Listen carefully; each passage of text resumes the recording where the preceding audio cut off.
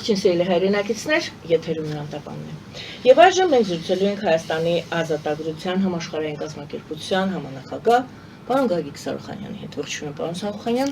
Շատ շնորհակալ եմ, որ այժմին մեզ հետ եք եւ ընդունել եք մեր հրավերը։ Մենք զրույցը սկսենք Լավրովի եւ Միրզոյանի հայտնի, այսպես ոչ ուղիղ երկխոսությունից, երբ Լավրովը ասաց, որ մենք ամենևին չէինք ցանկանա, որ հայ առաքելական եկեղեցին ենթարկվի անտեղի հարձակումների եւ ըստ էության առանց որևիցե լուրջ հիմքեր առանց հիմնավորման։ Եվ դրան ի պատասխան Արարատ Միրզոյանը, արտգործնախարարը, ասաց, որ սա իրավական գործընթաց է եւ սա Հայաստանի ներքին գործն է եւ նա խորհուրդ տվեց Լավրովին չխառնվել Հայաստանի ներքին գործերին։ Անցել է 2 օր այս երկխոսությունից։ Լավրովը փաստորեն ընդգծեց, որ չկան լուրջ հիմքեր։ Անցավ 2 օր եւ ունենք որևիցե նոր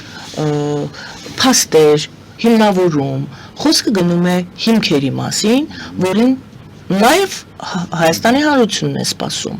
Հիմնավորումները եւ ապացույցները։ Շատ բարի, շատ հետաքրքիր ձևով սկսեցինք մեր զրույցը։ Հիմա փաստորեն մենք ես եւ դուք ներքաշվում ենք մի process-ի մեջ, որը նախապես ծրագրավորված էր։ Հիմա տեսեք, երբ որ մենք քննարկում ենք մի հարց, որը նախագծվել է Լուբյանկայում, եւ անկախ մեզանից դառնում ենք այդ բեմադրության գործող անձերից մեկը։ Խնդիրը սրանում է, որ սա իրավական հարց չէ։ Սա ոտից գլուխ քաղաքական հարց է։ Ոտից գլուխ։ Ուրեմն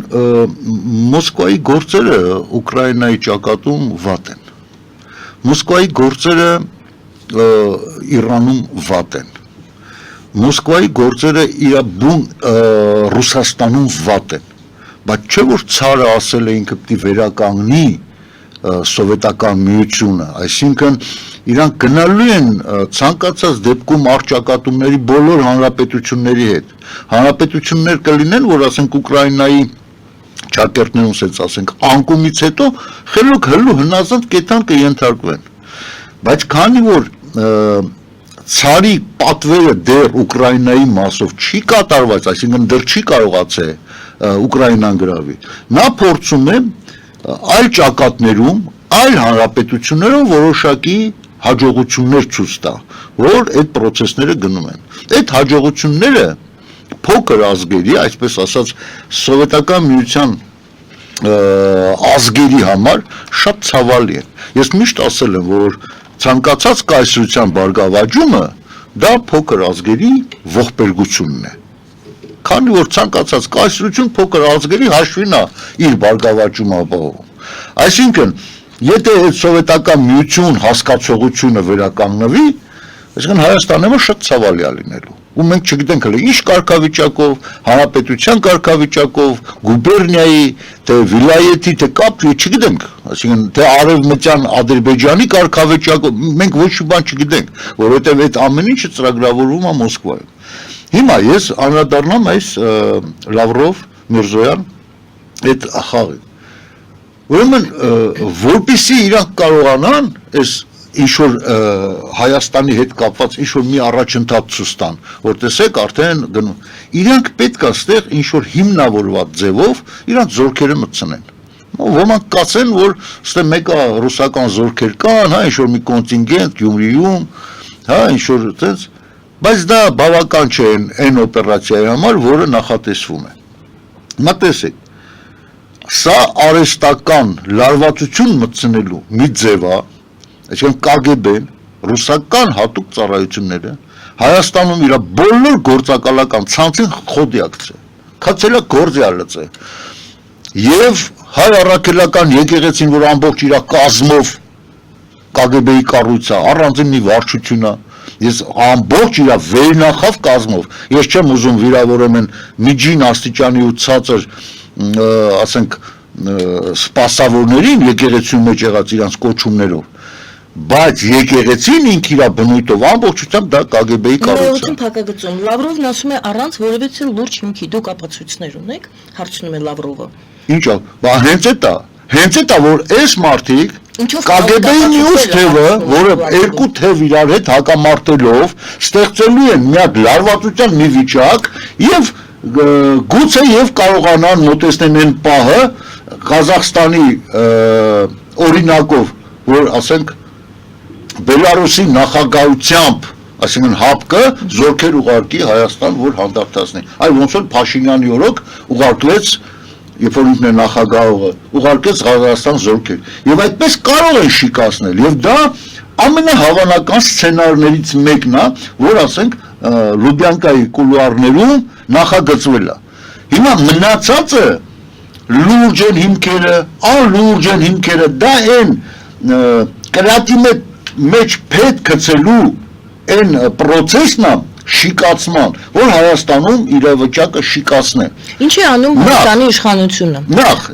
Ես պլանն եք դուք ներկայացրել։ Ես պլանն եմ դեր ներկայացրել։ Եկեք այսպես, որպեսզի ես ձեզ չխանգարեմ, պլանը ներկայացրեք ու տեսնենք թե Հայաստանը ինչպես է գործում այդ իրավիճակում։ Հիմա տեսեք։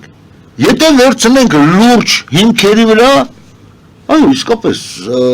ասենք ինչ իրավական լուրջ հիմքեր։ Հայտարարություններն են վերցվում որպես հիմք, հեռախոսային այդ ձայնագրությունը, որը ընկել է համացանց, դա են վերցնում որպես հիմք, եւ երևի թե հարցազրույցը, որը ցուցմունքը, որը հեռուստատեսությամբ տրվեց, որ զենք զինամթերք, ասենք ճարվել է։ Չի ճարվել, չէ՞։ Դե երկու հատ դանակ։ Ուրեմն նայեք, ուրեմն այս շիկացումը ինչի որսորդական հրացան։ Այս շիկացումը ինչու՞մ է հատկանշական, որ իսկապես կիսատ պրատ արվում, որ հակառակ կողմն է վիճակի լինի պայքարելու։ Բայց եթե իսկականից ամբողջ արսենալը բերեն դնելով կարա ձենանի։ Այսինքն այդ կիսատ պրատությունը կատարվում է KGB-ի գործակալ այսօրվա Նիկոլ Փաշինյանի իր ամբողջ ազնագազմով այդ կիսատ պրատությունը նորից մտցրեցին։ Ինչպես որ առաջի օրվանից հեղափոխության այսպես կոչված անունը դրեցին հեղափոխություն, բայց հետագայում իրանց բոլոր քայլերը կիսատ պրատոտ արեցին, այսինքն թույլ տալով դիմացինը հակառակորդը թշնամին գործի նույնն էլ այսօր։ Միտումնավոր են թույլ տալիս թե անկարող են։ Միտումնավոր, ոչ թե անկարող, ով ասեց։ Ես հարցում եմ։ Բա իհարկե միտումնավոր, բայց ես ասում սա կազմակերպված KGB-ի երկու թևերի, այսինքն 3 թևերի կազմակերպված օպերացիա է։ Մի կողմից եկեղեցին եւ նախկին Ռոբերտ Սերժ Քրիա օլիգարխիկ համակարգի գործակալները միասին, մյուս կողմից իշխանությունը։ Նրանք էլ են կիսատ պրատանում, սրանք էլ են կիսատ պրատանում։ Նրանք էլ չգիտեն սրա վերջին ինչ ա լինելու։ Այն կողմը, որ ապստամբում է եկեղեցին, չգիտեն, որովհետև չգիտեն Պուտինը որ րոպեին կզարթնի առավոտը ինչ ուրիշ բան կմտածի։ Իրանք անգամ իրանց հստակ տեխնացուին չգիտեն։ Այսինքն կարևորը ռաշատկա անեն էս, խախտեն էս վիճակը Հայաստանում, կարևորը զորքը մտցնեն, հետո կասվի, որից հետո որն է։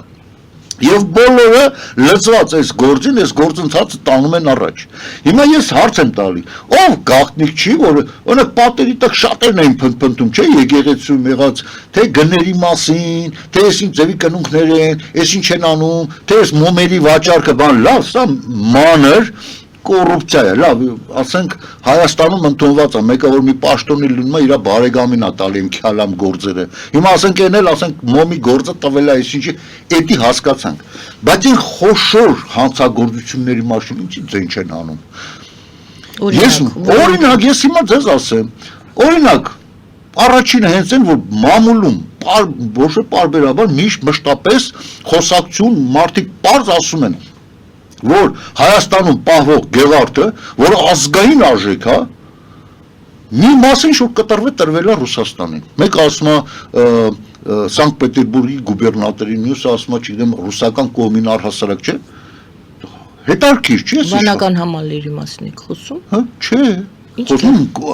հենց Գեղարդի մասին։ Սուր Գեղարդի մասին, որը արտիֆակտ է համարվում աշխարհով մեկ։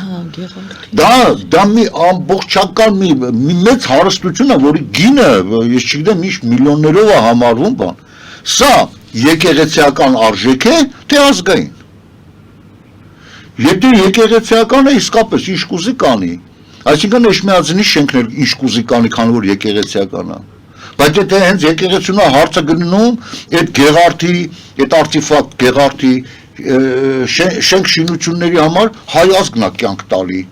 Հայ ժողովուրդն է այդում պատերազմանում է 2000 տարի է ինչ կոտորածներ, մենք ցեղասպանություն ապրեցինք հենց քրիստոնյա լինելու համար։ Հենց հարցը վերաբերում է եկեղեցուն պաշտպանում, դա ազգային է։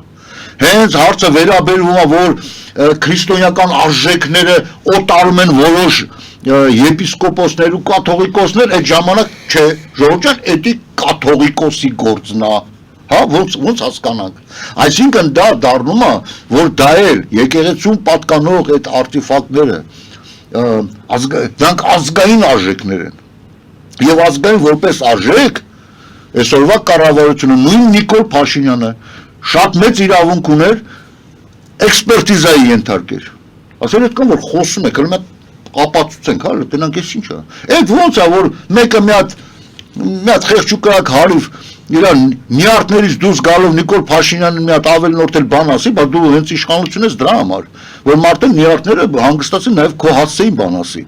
Այսինքն անմիջապես քրեական գործեն հարություն քաշեն տալի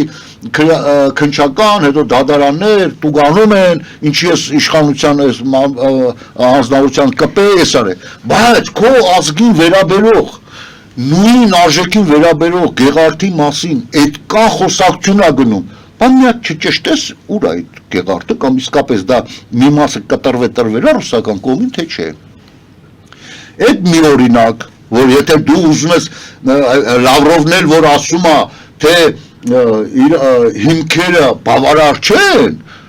Միրզոյանն էլ ասում է, չէ, սա իրավական դաշտում է, իհարկե արդեն վիճաբանության մթնոլորտ է ստեղծվում, որ այո, չէ, բավարար չի, չէ, բավարար է, ու դա շիկացման պրոցեսի համար արվում։ Եթե էդի դնեին դեմը, ասեն, սա ազգային արժեք է, կատարվել է, սա արդեն ոչ մի բանի դեմ չի կա։ Պարոն Սախանյան, մի րոպե փորձեմ հասկանալ, դուք ասում եք ներողություն, այստեղ ուզում եմ կանգնեցնել, կշարունակեք։ Դուք ուզում եք ասեք, որ այս ամբողջ պատմությունը սա արհեստական, քաղաքական շիկացում է, այ ոնց որ Արցախի հարցում արեցին, մեկ սա Հայաստան է եւ վերջ, հետո Արցախը դա Ադրբեջանի մաս է, Ղարաբաղը, հետո ասեն, ասին շիկացին, կիսա պռած, թփ, շփ, բան սարքեցին գլխին տվին, հիմա դրա մասին вообще խոսք չկա։ Вообще առհասարակ դրա մասին չեն խոսում։ Հիմա անցել են Հայաստանին, էսի Միջանսկայինի տվեցենի, չտվեցենի Միջանսկայինի, ինչի մասին է, ինչ Միջանսկ, հիմա Ադրբեջանը կհամաձայնվի մեզի Միջանսկ տա, ոչ թե միջազգային ընդունված կարգով, ասենք, սահմանը մտար պլոմբեցի, դուս եկար պլոմբը, ասենք, ուժի մեջ գնացիր տրանզիտ որպես, խնդրեմ, Փաշինյանն էլ շատ անգամ իր ելույթների մեջ ասել, խնդրեմ տրանզիտ որպես երկիր։ Հիմա մենք որ Վրաստանից գնում ենք Ռուսաստան օրինակ, մեզի Միջանսկ է տալի, որ ոչ մեկ գործ չունենա, որ այդ Միջանսկը Վրաստանում վրացիները գործ չունենան։ Հսկի ինչ-որ եսի մեկ երրորդ պետություն։ Ոնց կարող է։ Այսինքն ստե խնդիրը բանը չի այդ առևտուրը կամ ստեից ընդե գնալը, այլ խնդիրը հենց Սյունիքի վրա կոնտրոլ իրականացնելն է։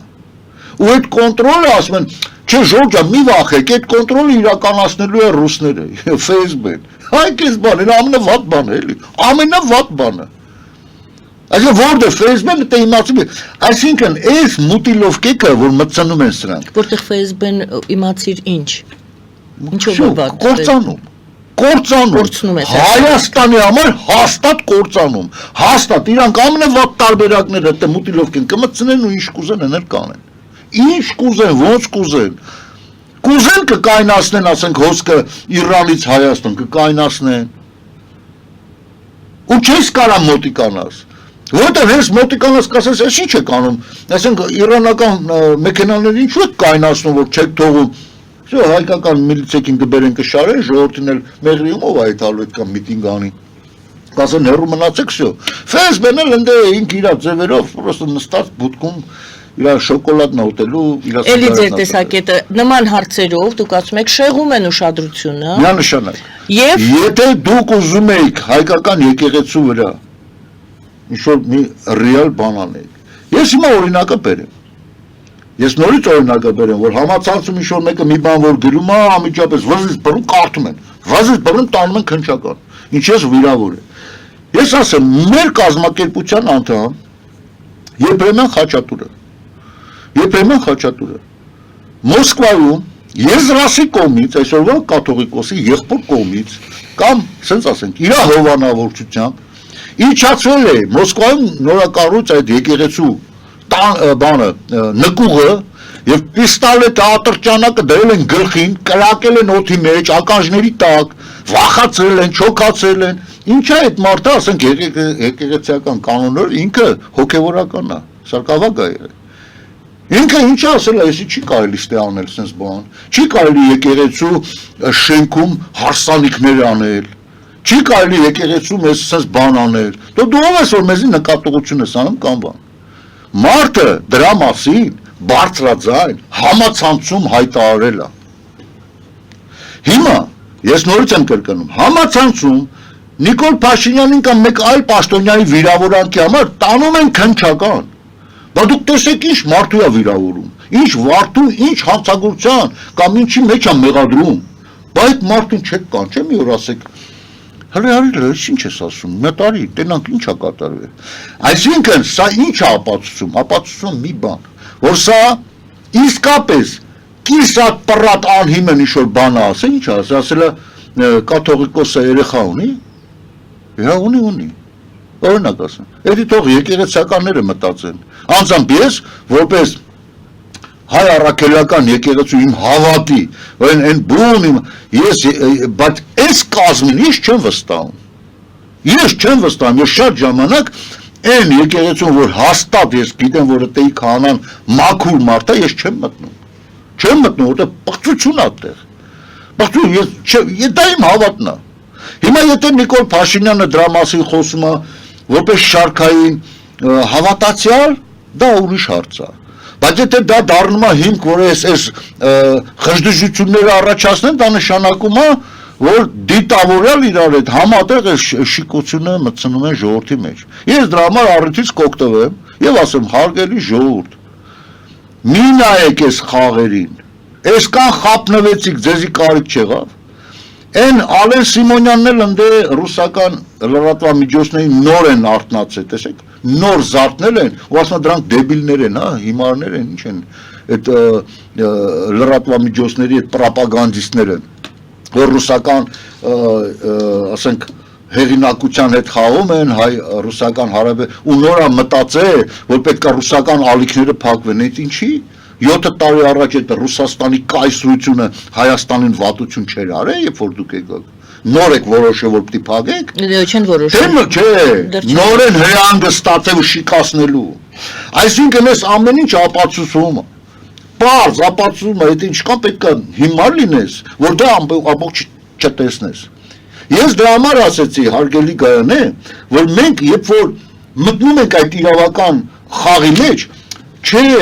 օրինական էր, իրավական էր, չէ, իրավական չէ, ընդ այս ինչը չի, մենք ակամայից դառնում ենք իրանց թելադրած խաղի մասնակիցը, հասկանում եք, սա պարզից պարզերևում է, որ երկու կողմն էլ համագործակցելով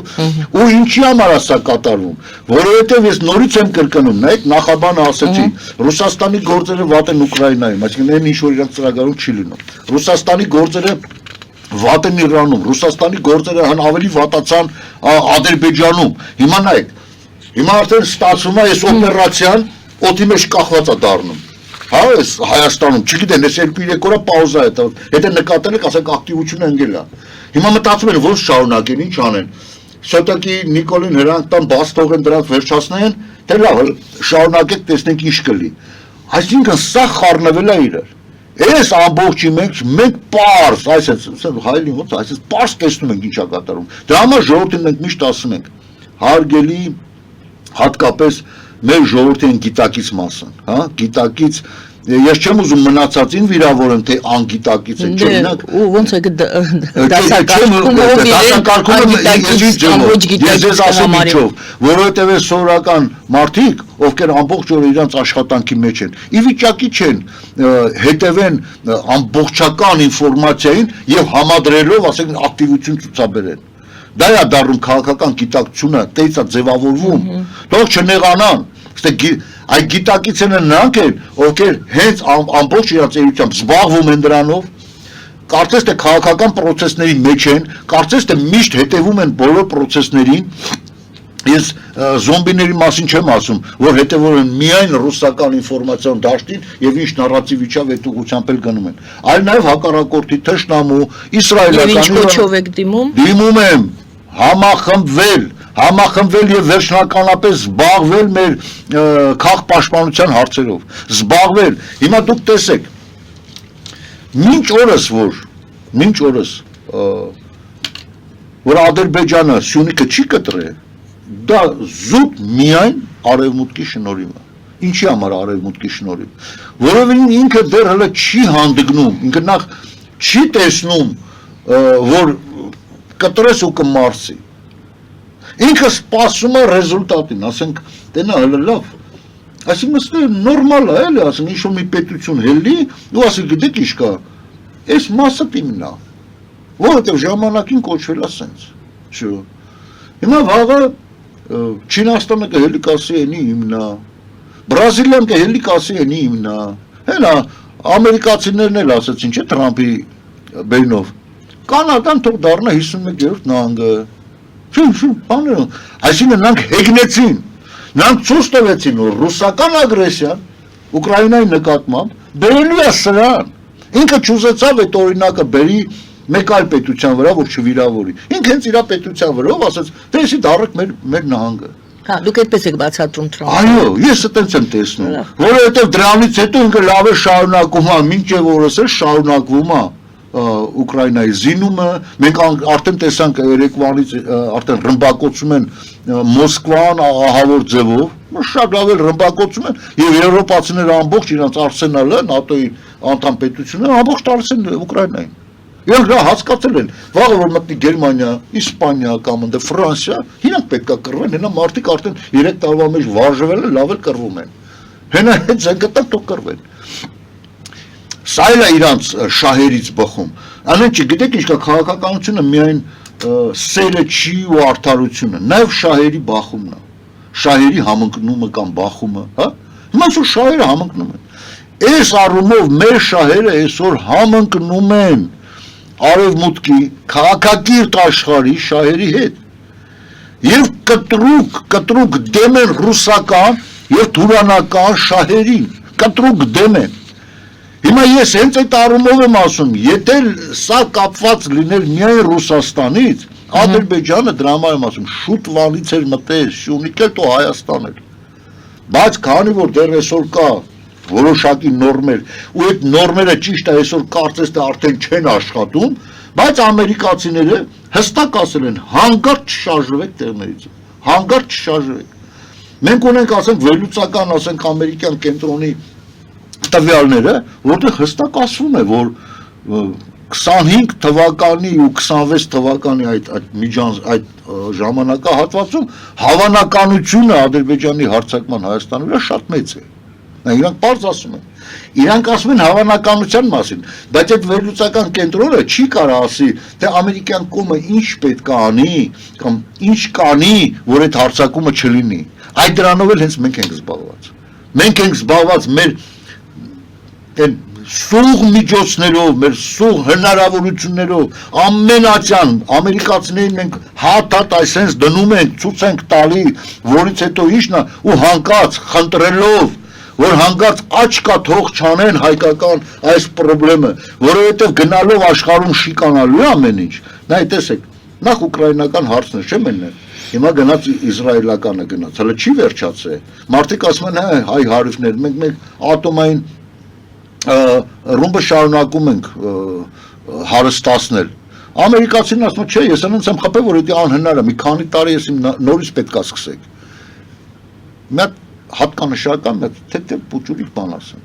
Իսրայելի կողմը հայտարարում է հետևյալը. մեր Իսրայելի հետախուզությունը Մասադը, այսինքն մեզ տեղեկություն է հայտնում, որ իսկապես ատոմային ծրագիրը ամբողջությամբ վերացված չի, այսինքն տեղ է թողում իրան վաղը կրկին խփելու։ Դա նշանակում է ժամանակավոր այս միջանցքը, որ ստեղծվել է ժամանակավոր, այսինքն ժամանակային առումով եմ ասում, դա վերջնական չի։ Մարդիկ ընդ շարունակում են նշել հաղթանակը, Իռանի հաղթանակը, Ամերիկայի եւ Իսրայելի։ Լավ, դա ներքին հարց է, ասենք իրար ժողովրդին ոգին բարձր պահելու համար են անում, այդ իրանց խնդիրն է։ Հիմա ինչ եմ ուզում ասել, Ուկրաինա, Իսրայել, վաղը Չինաստանը հաստատ, արդեն կորեացիները, քանի ես մի քանի ամիս առաջ, եթե ժխտում են, չէ, կորեացի չկա Ուկրաինայի ֆրոնտում, ապա այսօր արդեն կադրերը մենք տեսնում ենք, որ ոնց է Կիմ Չեն Ինը, այսինքն զոհված կորեացիների դագաղների մոտ կանգնած, ասենք տխուր, այսինքն ընդունում է, որ ինքը արդեն կողմ է պատերազմին, չէ, սա արդեն միջազգայինորեն, դա շիկանում է այնտեղ, շիկանում է Թայվանի, ասենք տարածքում, շիկանալու է վաղը մյուսօր Հարասլավիայում, շիկանալու է 1000 միտեղ Պրիդնիստրովիա կա, շիկանալու է վրա, շիկանում Ադրբեջանում, եւ տեսեք, Աստված միայն հաստնի։ Մի պա ֆորս մաժորային այնպիսի իրավիճակ ստեղծվի, որ չհասցնեն, ուղղակի չհասցնեն, այսինքն այդ խաղակարգերը այնպես խառնվի, որ Թուրքիայի համար, ասենք, Հայաստանի կամ Սյունիքի գոնե, լավ, չեմ ասում Հայաստանի, գոնե Սյունիքի, խնդիրը մի քանի ժամվա բան է։ Ինչ են անելու սրանք։ Հիմա դեբիլները այդ Սալավյովներն են, ինչպես Ալեն Սիմոնյանն է ասում, դեբիլ եք դուք, էս է կարեն եկա, չգիտեմ ինչի մարը ասում, բայց TV-ները փակելու ենք ռուսականը, թե դեբիլ եք դուք եք, մեռանք ասելով, մենք մեռանք ասելով, արա քաղ պաշտպանություն արա, 7 տարի է իշխանության մեջ ես, դու ասում ես 20 տարի նախորդները կերել են, դե հիմա այդ 20 տարվա ռակուրսի մեջ դրա ժամկետի 1/3 արդեն քո ձեռն է, դու վերադարձնեիր այդ թալանը, դու նոր պայմանագրեր ստեղծեիր, դու նոր դաշնակիցներ ստեղծեիր ու բերեիր զենկանես լցեիր, որ Թուրքիային էլ որ ասային, չէ, ինձ պոպոկա դառը կռո, որ ապեջան դե գործ չունենք, անեիր, մեռանք ասելով ու առաջարկելով, եթե դուք հիշում եք, ես առաջարկել եմ, հրավիրեք, գոնե քաղ պաշտպանության հարցում ու դուք կտեսնեք կարճ ժամկետում ինչ հզոր կառույցներ կստեղծենք, որ մարդիկ անզեն, սենց 15 թվականի նման, չետան են դանակավոր Թուրքի դեմ ծնկի գան, դանակով են գալու։ Դուք պատերազմին մասնակցել եք, ճիշտ է։ Այո։ Երկու պատերազմներ։ Լավ եք պատկերացնում եք իրավիճակը։ Կներեք, պատերազմը դա ուրիշ բան է, եւ որ դու կամ սովորական զինվորի կամ օֆիցերի կարգավիճակով սպասում ես հրամանին, տենում ես, հա, պատկերացումներդ ունես, բայց չես կարող գործես, որովհետև հրաման չունես։ Այսինքն դա ուրիշ է։ Տեղյակ եք ոլորտից դրա համար եք այդ մասին։ Դա ուրիշ պատմություն է։ Քաղ պաշտպանությունը դա լրիվ այլ պատմություն է։ Պարոն Շահուխանյան, եկեք ես փորձեմ ամփոփել։ Դուք ասում եք այն ինչ անում է, կատարվում է իշխանություն, եկեղեցի կամ Փաշինյան, կաթողիկոս կամ չգիտեմ ոնց ձևակերպեմ, դա արհեստական է, ժողովուրդ դրա վրա ուշադրություն մի դարձրեք, մի խափնվեք, ձեր ուշադրությունը տարբեր այդպիսի իրավիճակներ են ստեղծում, որպեսզի ձեր ուշադրությունը շեղեն ամենակարևորից, իսկ ամենակարևորը քաղաքացիական պաշտպանության հարցն է այսօր, որովհետև եթե ինչ-որ բան իրական, ոչ այսպես շինծու, ինչպես դուք ասում եք, իրական իրավիճակ ստեղծվի, մենք պատրաստ չենք։ Արդյոք այստեղ սա եք ասում, ճիշտ է։ Շնորհակալ եմ, եւ այստեղ մի հարց, մինչ գովազդային դադար հայտարարել ես, քաղաքացիական պաշտպանության հարցով հանրությունը պետք է զբաղվի, ինչ պետք է անի հանրությունը եւ ինչ պետք է անի պետությունը կամ ով ինչ պետք է անի։ Եկեք հիմա փորձենք, եթե քաղաքացիական պաշտպանության հարցն եք դնում որպես անկյունակարային հարց այսօրվա լուծելու, ոչ իրար հետ վիճել, թե Փաշինյանն է ճիշտ, թե հիմքեր կան, թե չկան, թող իրեն քնան այդ հիմքերը ներկայացնեն ժողովրդին, մենք զբաղվենք քաղաքացիական պաշտպանությամբ։ Ինչպես զբաղվենք գովազդից հետո։ Շատ բարի։ Շնորհակալություն, սիրելի հայրենակիցներ, Գովազդ եմ հատարամ եթերում, մնացեք մեզ հետ։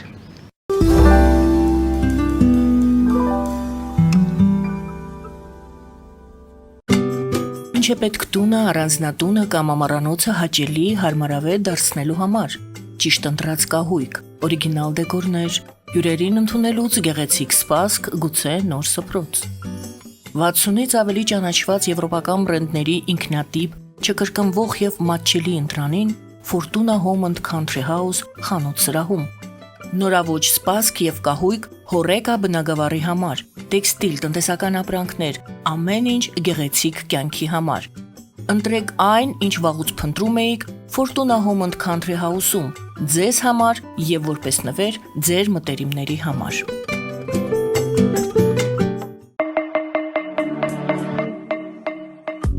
Յուրաքանչյուր զարդ գլուխ գործոց է, պատրաստված ամենայն ճշգրտությամբ եւ կրքով, որոնք կընդգծեն ձեր անհատականությունն ու գեղեցկությունը։ Մեր զարդերը պարզապես աքսեսուարներ չեն, այլ սիրո խոստովանություններ, որոնք կդառնան ձեր հիշողությունների խորհրդանիշը։ Դրանք ձեզ կդարձնեն ոճային եւ գրավիչ։ Ձեր պատմությունը սպասում է։ Ֆելիչե ժամանակակից ատամնաբուժական կլինիկա։ Այստեղ հարմարավետությունն ու խնամքն առաջնային են։ Այստեղ կիրառվում են ատամնաբուժական ամենաժամանակակից տեխնոլոգիաներ, ճշգրիտ ախտորոշում, արդյունավետ բուժում, նուրբ փորձառություն եւ անհատական մոտեցում։ Սկսած սովորական մանրուքներից մինչև առաջադեմ ընթացակարգեր, այստեղ դուք գտնվում եք բարձր որակավորում ունեցող եւ փորձառու ատամնաբուժական մասնագետների ձեռքերում։ Մեր բարեկամական եւ հյուրընկալ անձնակազմն այստեղ է յուրաքանչյուր այցը հաճելի դարձնելու համար։ Ֆելիչե, ձեր առողջ եւ ամենաերջանիկ շպիտը սկսվում է այստեղից։ Եկեք եւ բացահայտեք նորարարության, փորձագիտության եւ կարեկցանքի կատարյալ համադրությունը։ Երևան շիփինգ, սենսացիա ստեղ, հա։ Այո, ճիշտ եք եկել։ Սանդրոցներ Երևան ուղարկելը $2.99 օթանավով։ Այո, Իսկ եթե դոլար ուղարկես, դոլար ստանան։ 1%, հա։ այո, Իսկ որ տանեն տուն հասցնեն, էլի 1%, հա։ 2%։ Երասը ծրի է, էլի։ Ժողովուրդ սենսացիա, ծրի է։ Նորթ Հոլիվուդ կլենդել։ Jackpot հագուստի վաճառակենտրոնը վերաբացվել է Թահանգա քաղաքում։ Նոր տեսականի, նոր արժեքներով ու նոր զեղչերով։ Եվրոպական հագուստ եւ կոշկեղեն կանանց, տղամարդկանց եւ երեխաների համար։ Օծաներիք, ճամպրուկներ, պայուսակներ, գիշերանոցներ, գոտիներ եւ դրամապանակներ։ Մեծ ապրանքատեսականի, մեծ զեղչերով։ Համեցեք Jackpot Թահանգայում։ Հասցեն 7057 Foothill Boulevard։ Հեռախոս 818 813 2252։ Jackpot։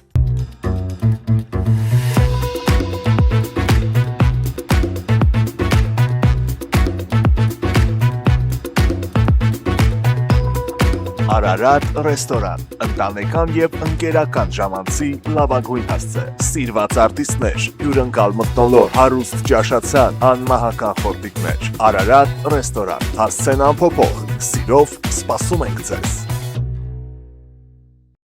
Լավագույն պաղպաղակ, բնական, համեղ եւ մատչելի գներով պաղպաղակը կարող եք ձեռք բերել բոլոր հայկական խանութներում։ Պահանջեք հայկական պաղպաղակ, Թամարա պաղպաղակ։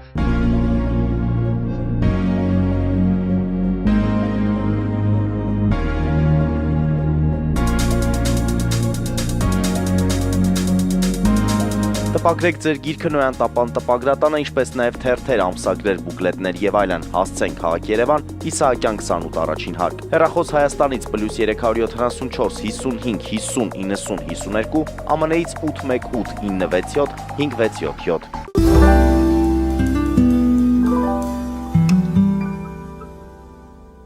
Սիրելի հայրենակիցներ, հիշեցնեմ, որ մենք զրուցում ենք պարոն Գագիկ Սարուխանյանի հետ Հայաստանի ազատագրության համաշխարհային կազմակերպության Համանախագահ, մենք խոսեցինք, պետք է խոսենք գովազդից հետո, ինչպես պայմանավորել են քաղաքացիական պաշտպանության հարցի շուրջ, ես մեջբերեմ, ես հիշեցի այս ընթացքում մի շատ վերլուծաբաններից մեկի, իդեպ այդ ով որ ասել է այս խոսքերը, հիմա ես կասեմ ինչի ասել, նա եւս պատերազմի մասնակից է, եւս լավ գիտի մարդու կյանքի գինը եւ ինչը կարող է պաշտպանել, նա ասեց այս Իսրայելի եւ Իրանի պատերազմում հաղթեց ոչ Թրամփը, ոչ Իրանը, ոչ Նեթանյահուն, հաղթեցին ապաստարանները, մարդկանց կյանքեր փրկվեց այդտեղ, որովհետև նա բերեց այդ նա բերեց այսպիսի ցուցանիշ, նա չբերեց այդ ցուցանիշը հայտնի է 600 մոտ 600 մարդ քաղաքացիական զոհվեցին Իրանում եւ մոտ 28-ից 32 հոգի էլ կարծեմ հիվանդանոցներում մահացան, 30 մարդ մահացավ Իսրայելում, այն էլ նշվեց այն մարդիկ էին, ովքեր ապաստարաններից հեռու էին, այսինքն հաղթեց, ինչ է նշանակում հաղթեց հաղթեցին ապաստարանները, փրկեցին մարդկանց կյանքերը, կառուցված, նախապես կառուցված ապաստարանները։ Որ այդ հարցը դուք եք արդեն բարձրացնում այս ստուդիայում, այսինքն այնքան խոսում դրա մասին, որ դուք այդ հարցը ինձ տալիս եք։ Հարգելի Գայանե, ես ձեզ ասեմ, եթե դուք հիշում եք, այդ ապաստարանների մասին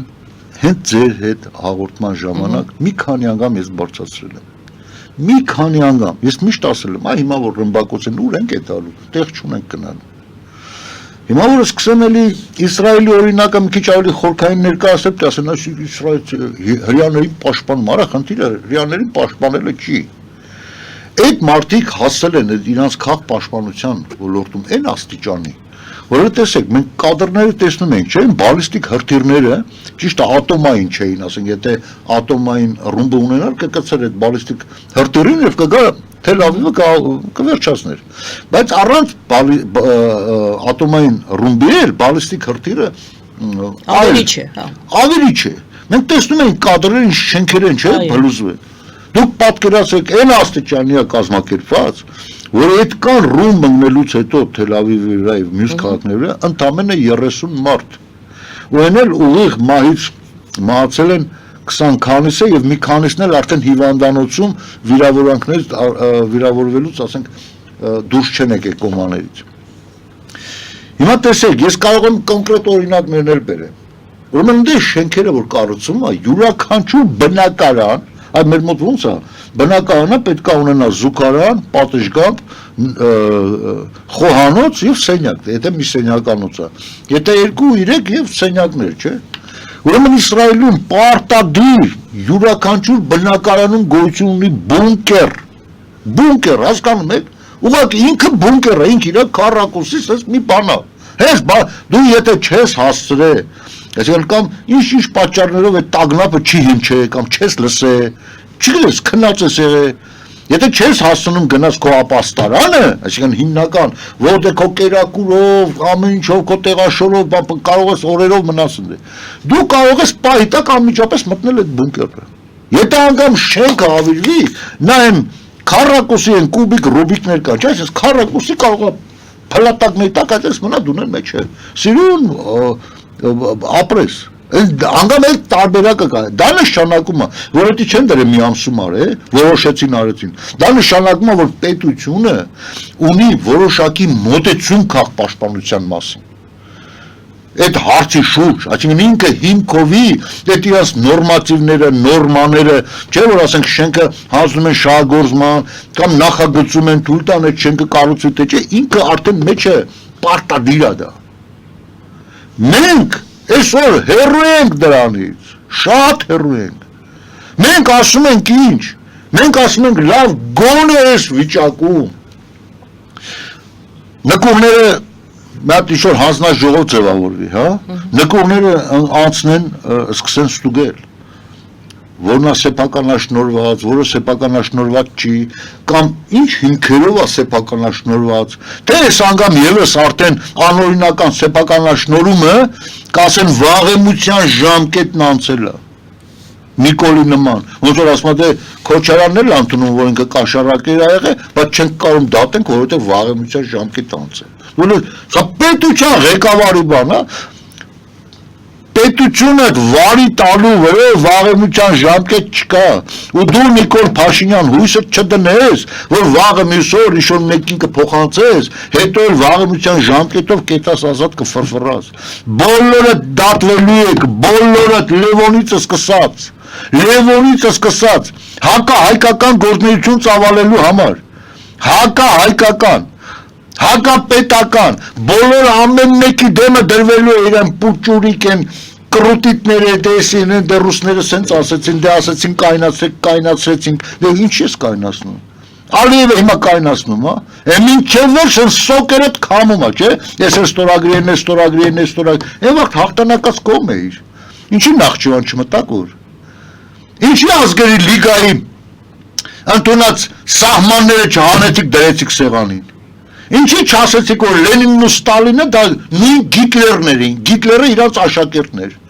որ Գիտլերը ֆաշիստ անվանում եք, Լենինն ու Ստալինին չէ, բռնազավթված երկրին ոնց քարտեզը ոնց ուզեցել են գծեն, այտենց գծել են, ու դուք դա հիմք եք ընդունում,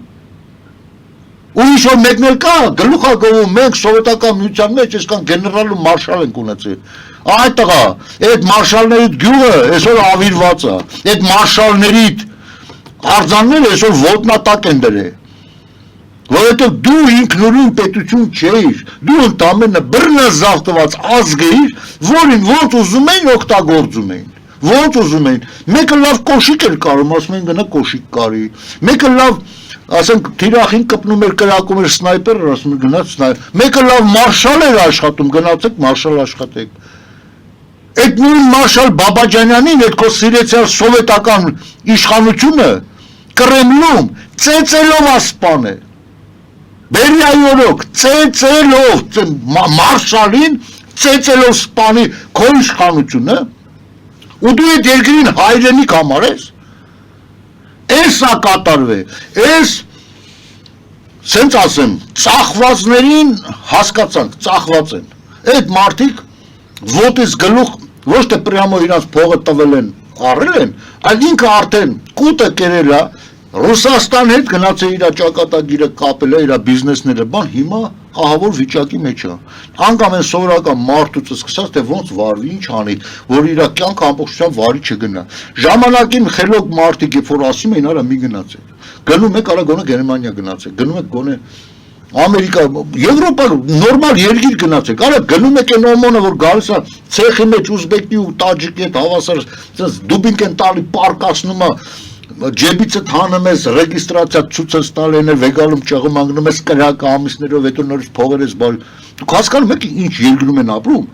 ու այսօր ես հասկանում եմ դրանց, որ կախյալ են, հատկապես հասկանում եմ մեծահարուստներին, Են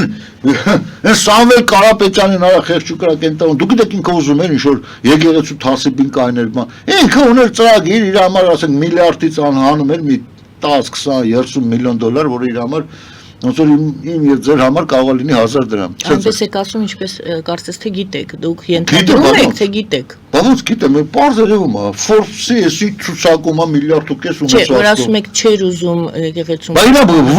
ո՞ր նորմալ մարդը կուզենա գլուխը տանի կողքի գլխացավի տակ։ Ինքը նորմալ ասելով, գիտեք ինչով է նորմալ, որ ասենք այդ բաները հասկանում է։ Արա դե թող ցանկացած բիզնեսմեն չի ուզի մտնի ինչ-որ խնդիրների մեջ։ Ինքը ճար չունի, ինչպես որ ցանկացածը, Ռուբեն Վարդանյան, ուղեգիրը տվել էին, ղրգել էին Ղարաբաղ, վերջում էլ չկարողացավ լավ կատարել երևի, ռուսները սենց փուրը տվին Բաքվի Բերդ, հիմա խեղճուկրակ Սամվել Կարապետյանին են ուղարկել, էլի փուրը տվին Ստեյ Բերդը, ու թող Ռուսաստանի բոլոր հարուստները իմանան, հատիկ փուրն են տալու ձեզի, բոլորի, Իզմիրի հարուստ հայ համայնքի օրինակը բերեմ, նորից բերեմ, երբ որ եկել են հարուստներին ասել են արա Իզմիրում հանգիստ նստած եք ձեր համար եք, որովհետև այն ժամանակ դեռ Իզմիրը Հունաստանի պրոտեկտորատի տակ էր կարծեմ, և ասեցին գիտեք ինչ կա Մալաչիայում հայերին կոտորում են, գումար տվեք մի քիչ, զենք առնենք, դիմադրենք, այդ ձեր գործն է, մեզի չի կպնում, դա մեզ ինչ ասում, Սուլտանը որ հանկարծ կգաստե Մենք իրա փողը կտանք, կասեք ինչ ես ուզում, կտանք կետա, Սուլտանը որ եկավ ասեն Սուլտան ջան, ինչ տանք քեզ։ Մենք այսքան փող ունենք, կտանք կեսը քեզ։ Հայտը աջան ասում է, ինչ փող տալինք։ Այդ ինչ որ դուք ունեք, դուք էլ հետը իմն եք։ Մապերի վրա հաշված հայեր Իզմիրից պրծան, ասեց սաղին քաշեք սրի։ Իմացեք, մեծա հարուստներ, բոլորը այդ վիճակին եք ընկնելու, որին որ չկարողացավ հատուկ ծրագրերով Ռուբենի նման կամ Սամվել Կարապետյանի նման, ինչ-որ այլոց ձեռքով, ինչ-որ հələ այդ փուլն է։ Վաղը եկավ այն փուլը, որ ակնհայտ բան, հենց Ռուսաստանի մեջ է կոտրելու։ Այսօր տենում եք ինչ է կատարում ադրբեջանցիների հետ։ Ուկրաինայի վրա հարձակումից մեկ օր առաջ Ալիևն ու Պուտինը եղբայրության մասին բան են գրել, ստորագրել են, դաշնակից էին, բայց այսօր ոնց է կոտորում։ Ռուսիայի համար չկա սրբություն։ Այդ րոպեին բաժակը դեմը դրածա ջանք ասի նու բուջի ու կխմի քո հետ, հետևից դանակը խփողա։ Ռուսը այդ էակն է ու բոլոր ազգը, որովհետև ինքը դրա շնորհիվ է, ինքը ուրիշ փեշակ չունի։ Տեսեք, սովետական միությունը փլուզվեց, չէ՞։ Կադրները չկան էլ արդեն։ Ռուսաստանը ինք Իրանով գնաց գլորվավ։ Այն իներցիայի տակ եղած հարստությունը նավթ ու գազ ծախելով մի կերպ յոլա գնաց ու գնաց գլորվավ փոսը։ Հիմա ասում չի արա, սաղին վերականգնեմ, անունը դնեմ, որ փրկում եմ։ Ու ամբողջ ավիակոնստրուկտորական, ասենք, բանը մեծ մասը 80%-ը ուկրաինացիներն են։ Հայերի գիտնականները, վրացիները էս, ամեն մի ազգ մի բան արել է, ինքը ընդամենը ստուց ընդուց լապ է կերել է, ու անունն էլ դերա ես ձեզ փրկել եմ։ Պարոն Շահխանյան, քիչ ժամանակ է մնացել, վերադառնանք մեր վերադառնանք քաղ պաշտպանությունը։ Այսօր ցավոք սրտի մենք ի վիճակի չենք Իսրայելի նման այդ քաղ պաշտպանական այդ ամբողջ համակարգը ստեղծել։ Ի վիճակի չենք։ Հիմա տեսեք, Իրանում 600 մարդ մահացել։ Այն դեպքում, երբ որ այդ մարդիկ հստակ կարողանում էին, ասենք, հրթիռը ուղղորդել ցանկացածի պատուհանի մեջ։ Եվ այդպես խփել են ուղիղ թիրախին, այսինքն գործարաններին, բաներին, այսինքն իշքա, բայց որ ասենք անկապ Իրանի նման, Իսրայելն էլ անկապ ուղղակի քաղաքների վրա ռումբեր գցեր։ Միլիոնավոր մարդիկ կմեռնեին։ Տեխնոլոգիաների տարբերությունն եմ ասում։ Իրանը որ ռմբակոծել է, խառը խեժը, որ այս Թել Ավիվն է, Թել Ավիվի վրա գցեք։ Գնացեք, ստեյա կպեք կամ ընդեյա կպեք։ Այրոպորտի վրա գցեք, այրոպորտի վրա չինգը 3 կիլոմետր են կոմանք է։ Որն էլ որ 8 կիլոմետր են կոմանք է ծովի մեջ, вообще դրա վրա ուշադրություն չեն էլ դարձրել։ Տեսեք, տարբերությունը հզորությունների, տեխնոլոգիաների։ Մենք այդ աստիճանին դեռ ունենք հասնելու եւ փառքացու հայ միտքը ծառայում է ռուսների համար ծառայել է։ Բոլորի համար ծառայել է, եվրոպացիների համար ծառայել է, դու Գիտլերի համար ծառայել է, ամերիկացիների համար ծառայել է, աշխարհի որ մաս ուզում ես գնաք մանարի, կգտնես մի հայ, որ ինչ-որ արա մի հատ կենտրոնացեք, արա Հայաստանը բնդասնենք։ Չի կարելի։ Չի կարելի, ռուսը կտկիտ բերի կցածկասնի, հայերին չի կարա։ Ինքը կարա մենակ Իրան, Ռուսաստանի կողմից այստեղ դրածոների քիթ բերին տա, նրանք էլ շատ են սիրում իրանց իշխանությունը։ Ռուբեն Վարդանյաններն ու Սամվել Կարապետյանները շատ են սիրում այդ բեսպրեդել տարիներին հարստացած իրանց հարստությունը։ Ես այդքան մենք պետք է վերադառնանք քաղաք պաշտպանությանը անհապաղ գոնե մաքսիմալ ձևով քաղաքներում ինչ որ մի բան մոգոնենք, արդեն դու մոգոնես ինչ անես որ մինիմալացնես հարվածները։ Լավ, իմ հարցս եւ գովազից առաջ ես հարցը տվեցի, դուք հարց եք բարձրացնում քաղաքացիական պաշտպանության հարցն եք բարձրացնում։ Ես ասում եմ, ով պետք է անի, եթե մենք այսպես ասում ենք, պետք է անել եւ չի արվում, մենք այսօր էլ կխոսենք դրա մասին, վաղնել, մյուս օրն էլ 10 օր էլ եւ այսպես շարունակ։ Ինչպես ասում եմ, իշխանությունների խնդիրն է, այսինքն պետությունը եւ իշխանությունը ինքը իր ծրագրերի մեջ պետքա դա նախատեսել, այ ոնց որ պետությունը ոնց է նախատեսում թոշակառուներին թոշակ։ Բայց դուք ասում եք պետությունը սրանով չի զբաղվի, որովհետեւ վախենում է Ռուսաստանից։ Դուք նշեցիք դա։ Այո։ Ալտերնատիվան ասել եմ։ Հիմա պետությունը չի անում, որովհետեւ պետությունը իրապես ազատական կամ արևմտամետ լիներ, այս կան արևմտամետ քաղաքական գործիչներ կան, բայց ինչու մի օր չես հրավիրի, ասել գիտես ինչ կա։ Ես որ եկել եմ հեղափոխություն եմ արել, ես արդեն դեպի ընկում եմ մտնում, բայց դուք ինչի՞ իմ հետ չեք օգնում ինձ, արևմտան մետությունը ավելի զար չի անում, որովհետև ինքը գիտի, որ ինքը դեպի կռուտիտներ անի։ Ինքը չի անում, լավ հասկացանք։ Մենք հայերս գոնե կարող ենք հասարակական կարգով ինչ-որ մի տեղից շարժվել։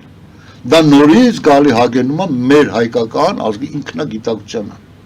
Տեսեք, եթե իշխանության կողմից ինչ-որ ուղարկեն հայտնի դերասաններով գնան շոուներ անեն Ամերիկաներում 15-20-25 միլիոն դոլար մի օրում կհավաքեն կտան, ես ինչ գյուղի դպրոցը կառուցելու մար էդ էլ չի էլ կառուցում, թե ոնց է կառուցում խաբար չենք։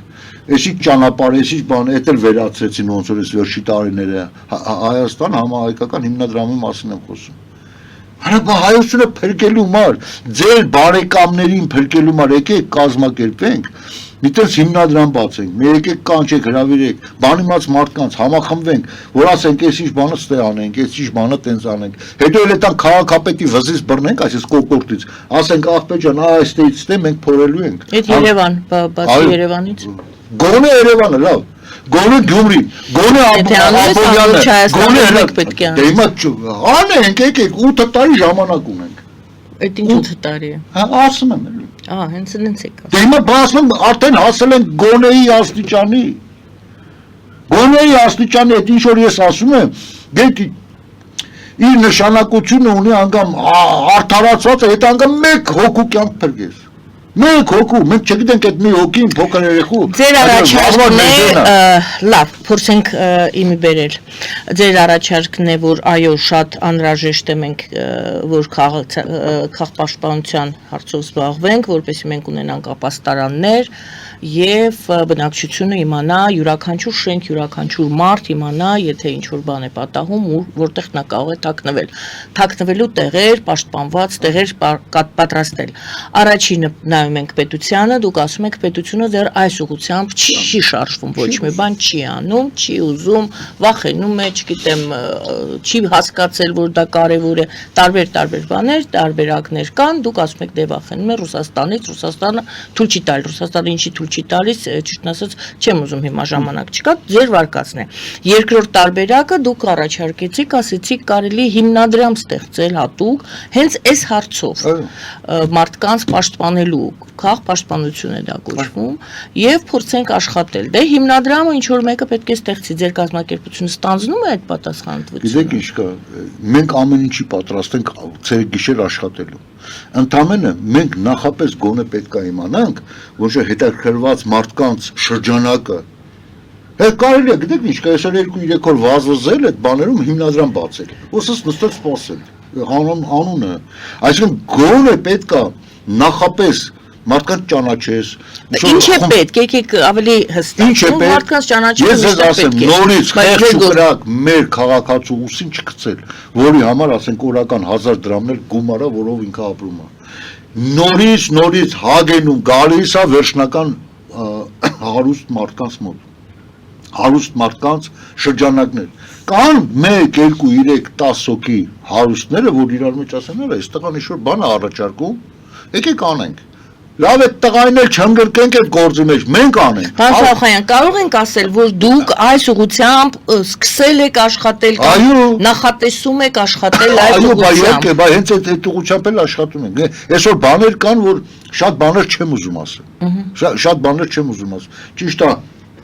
կոնկրետ ապաստարանների հարցով չէ, բայց այլ ծրագրերի շուրջ մենք արդեն բանակցությունների մեջ ենք Կանադայի հետ։ Մենք արդեն բանակցությունների մեջ ենք Ամերիկայում եղած որոշ ընկերությունների հետ,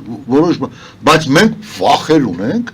որ գալու է մի պահ, որ բախվի, ասենք, թույլտվությունները կամ բաները, այսինքն հայաստանյան իշխանությունները եւ մերժվելու է։ Բայց մենք ստեմ մի հատ զենք ունենք։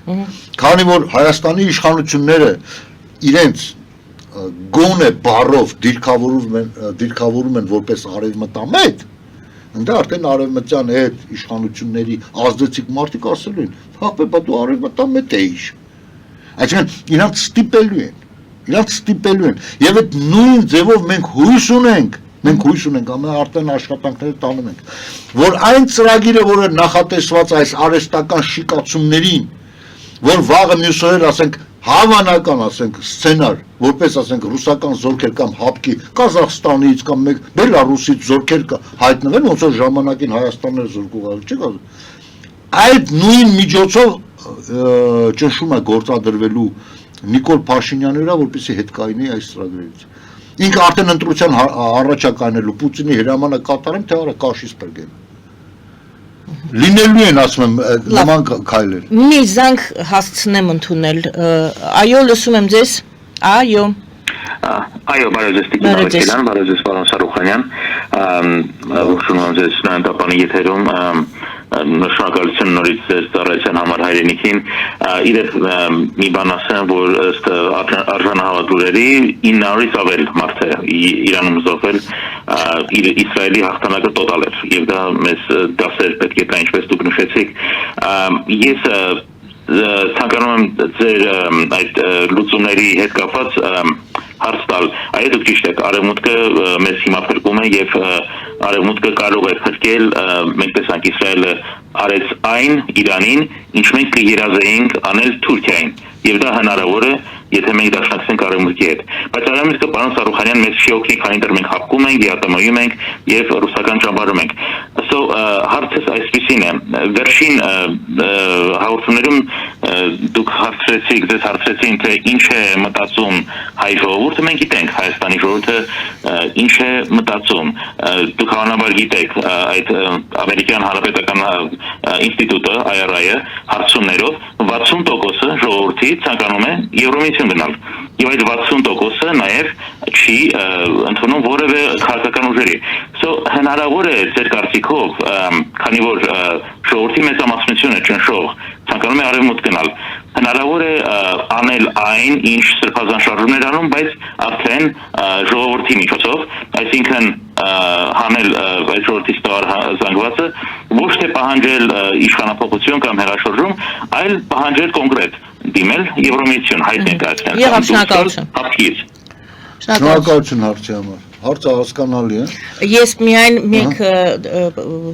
ընդմիջեմ ձեր խոսքը, սիրելի հայրենակիցներ, 1 րոպեից հետո մեզ 1 րոպե է մնում այս եթերում։ 1 րոպեից հետո մենք հրաժեշտ ենք տալու ABC TV մեր հեռուստադիտողներին, բայց շարունակելու ենք մեր հաղորդումը այնքան ժամանակ, որքան պետք կլինի հարցերին պատասխանելու։ Ուստի ես ձեզ հրաժեշտ եմ տալիս մաղթելով ամենայն բարիք եւ հորդորելով շարունակել դիտել մեր հաղորդումը մեր ուղիղ եթերներում, մեր Patreon-ում։ Ներող եղեք եւ շարունակենք։ Հարցը շատ հստակ է եւ հասկանալի։ Խնդիրը նրանում է, դες հարցումներ են արել եւ պարզել են, որ ժողովուրդը ցանկանում է։ Մենք անդրադառնում ենք նորից նախկին իմ հաղորդումներում բազմիցս անգամ ասելու, ժողովուրդին աստիճան են կամազուր կարը, որ ցանկանալը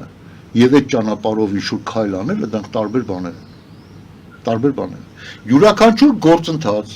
որպեսզի իմի գա վերջնական բանով, 3 հանգամանքից է կապված։ 3։ Մեկը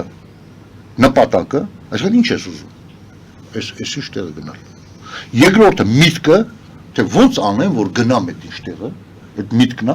եւ երրորդը ամենակարևորը, որ եթե դա չեղավ, ինչքան է գերազանց մտքեր ունենաս, ինչքան է լավ պայծառ նպատակներ ունենաս, անիրականանելի են, եթե չլինի կամքը։ Այսինքն հելել այդ միտքը իրականացնել եւ գնալ այդ նպատակը։ Հիմա հերոստատիտողը հասնում է։ Հիմա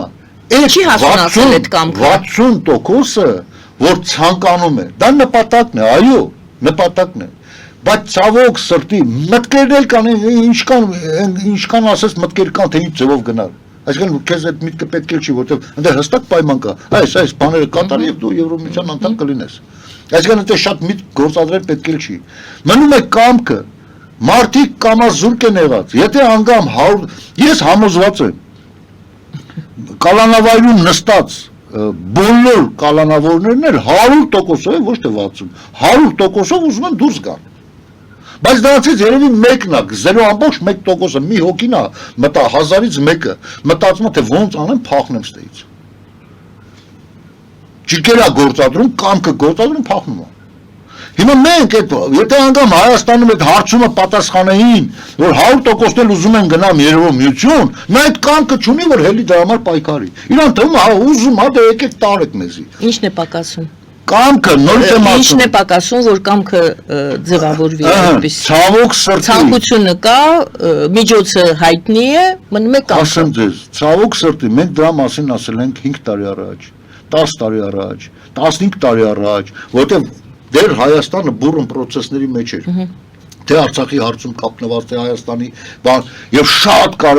կարեւոր մի հանգամանք կար, որ երբ որ խոսում էինք համանadrությունից, ես ոնց չհիշատակեմ այս պահին պարոն Հայրիկյանին, որը իր բացարձակ ժողովրդավարության ծրագրով, հա, կային ընդ մարդիկ, որ ասում են, այս ինչը մի քիչ, հա, եկեք, հիմք վեգալեք եւ այդ ուղղությամբ աշխատեք, դզեք, ասեք, չէ, էսի պարոն Հայրիկյանից մի քիչ sense է, մի քիչ են։ Համանadrությունն էր ամենակարևորը։ Արդեն անցավ, всё։ Հիմա մենք սպասում ենք, որ վաղը ռումբա գալու, հələ այս պայն, չնայած զուգահեռ որ տանես, այդ չի խանգարի։ Հիմա տեսեք, կամազուր են արել, կամազուր կաթիլ են կամազուր կարել։ Ոնց ենք վերականգնում, դա։ Ոնց ենք վերականգնում այս պահին, ես չգիտեմ։ Այսինքն հարց առաջին քաղ պաշտպանության հարց, հարց երկրորդ կամքը նորից կամքը վերականգնվում է մի դեպքում։ Երբ որ մարդը տեսնում է, որ իր ընտրած իշխանությունը գնում է ճիշտ ճանապարհով, այսինքն սկսել է մտածել ժողովրդի մասին, ոչ թե իր անձնական աթոռի վերարտադրվելու, կամքը չի վերականգնվում։ Այսինքն երկու կետն էլ վերաբերում են ինքնապաշտպանությանը եւ քաղաքապաշտպանությունն է վերաբերում ինքնապաշտպանությանը եւ կամքը որը ցավոք սրտի շատ դժվար է շարժել։ Ճեղքել այսօրվա իրավիճակը եւս կամք է, բայց կամք է ինքնապաշտպանության։ Այստեղ բնազդի թեման է բարձրանում, մեր հաղորդումը բայց ավարտվում է։ Հա, ավարտվում է, բայց ասեմ, հարգելի գայլ։ Բնազդել չունի։ Դրա համար էլ այ մեր կազմակերպությունը այդպես էլ կոչվում է Հայաստանի ազատագրման համաշխարհային կազմակերպություն, որովհետև մենք տեսնելով, որ հետսովետական երկրները, եթե համեմատենք մի հատ հիվանդանոցի հետ, հա, այսինքն թերապիայի բաժնի հիվանդները այդ աղետից, ասենք, հրդեհ է հիվանդանոցում, կարում է ինքնուրույն փախնի, այն մեկը կարում է, մենք ռեանիմացիայի, մեր ցավոք սրտի, բայց հայ ժողովուրդը այդ հիվանդանոցի, եթե բաժինների հետ համեմատես, մենք ռեանիմացիայի հիվանդներն ենք, մեզ ինչ-որ մեկը պետք է օգնի, արդեն ցավոք սրտի այդ վիճակին ենք, դրա համար էլ մեր կազմակերպությունը աշխատում է քաղաքակիրթ աշխարհի բոլոր առաջադեմ պետությունների այն շրջանակների հետ, ովքեր ի վիճակի են ազդեցություն ունենալ աշխարհում, որպեսզի իրանք գոնե փրկեն, հետո տան ստարտային վիճակ կամաց առողջանանք։ Ինքնուրույն հասնում մենք տեսնում ենք, որ չեն հելնում ոտի, չեն հելնում, չի ուզում, հիասթափվել է։ Ես մի բան ասում եմ, մի սրտ եմ մաքուր, ես գիտեմ, որ ես ինձ էլ չի հավատում։ Ասում ինչ պետք է անես։ Ինք այդ աստիճանի մոլորված, կամազուն կեղած մարդ է։ Ես այդ հիվանդին չեմ կարող անվանեմ, գիտես ինչ կա, ոնց որ որոշ հոգևորականներ, դեբիլներ, անասուններ, չեմ կարող։ Ինքը իմ ազգն է։ Ինքը մեղավոր չի, որ ինքը ինֆորմացիայից զուրկ է եղել, կաթիլ տարեք գցել են փոսը։ Հիմա պետք է օգնենք։ Ոնց օգնենք, դա էլ արդեն մեր խնդիրն է։ Մեր խնդիրն է, պետք է անենք։ Ու դրա համար եմ ասում, մեր ում այն գիտակից են ինֆորմացված մասան, եթե չի գալի համախմբվելու, արա մի դավաճանել դուք եք ոքշեն։ Հատկապես եկեղեցի, արա բոլորը այդ վեյնախավը ինչքան սրբազան կա, ես չգիտեմ, բոլորը Պետրոս գետադարձեր են, հիշեք։ Մի ընդհանրացրեք չի կարելի երևի, ամեն անձ ունի եթե սրբազանա, ես ամեն ինչը տենալով, չի հելնում մի հատ էլ հակառակ բան ասի, Սուրբ են, կաթողիկոսին կպել եք, եկեղեցուն եք կպնում, լուրջ եք ասում։ Դուք իմ վերաբերմունքը գիտեք, չէ, Նիկոլ Փաշինյանի նկատմամբ, որ ես համարում եմ, որ ինքը տհաս է, вообще։ Բայց եթե այտենց է, նույնականացնենք եկեք։ Նիկոլին բան եք ասում, ուրեմն պետությանն եք բան ասում, չհասկացանք։ Այսինքն, ես ուզում եմ այդ եկեղեցու մի բան ասեք, երբ որ կաթողիկոսին բաներ, այդ դրանց, այդ ձև ասողներին հարց տամ։ Որտեղ է այն հանցագործությունների գիծը, որ կաթողիկոսը կարող է կատարի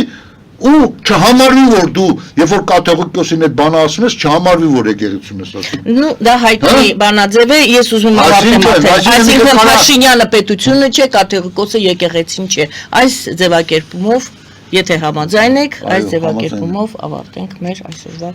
Հաղորդումը շատ շնորհակալ եմ պարոն Սարուխանյան։ Ես եմ շնորհակալ։ Շնորհակալություն սիրելի հայրենակիցներ, որ մեզ հետ էիք այս ընթացքում, շնորհակալ եմ, որ ուշադիր եք Հայաստանի ազատագրության համաշխարհային կազմակերպության համանախագահ Գագիկ Սարուխանյանն էր, մեր զրուցակիցը զրուցվարում եմ ես, Գայանե Առաքելյանս, բարին ձեզ։